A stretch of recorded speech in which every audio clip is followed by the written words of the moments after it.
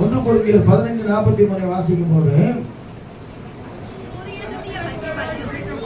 கனவீனம் உள்ளதாய் விதைக்கப்படும், மகிமை உள்ளதாய் எழுந்திருக்கும். பலவீனம் உள்ளதாய் விதைக்கப்படும், பலமுள்ளதாய் எழுந்திருக்கும். ஜென்ம சரீரம் விதைக்கப்படும், ஆவிக்குரிய சரீரம் எழுந்திருக்கும். ஜென்ம சரீரமும் உண்டு, ஆவிக்குரிய சரீரம் உண்டு. அந்தபடியே முந்தின மனுஷனாகிய ஆதாம் ஜீவாத்மாவானான் எழுதியிருக்கிறது.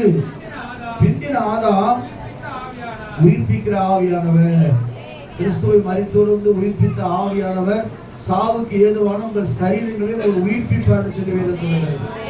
இந்த உயிர்த்த நாளில் ஒரு வேலை உயிர்ப்பிக்க முடியாதபடிக்கு உங்க வாழ்க்கையில போராட்ட பிரச்சனை இருக்குமானா நான் விசுவாசிக்கிறேன், கர்த்தர் உங்களை உயிர்ப்பிக்க போறார். நீங்க சொல்லுவோமா? அதுல ஒரு வசனத்தை வாசிக்கும் போது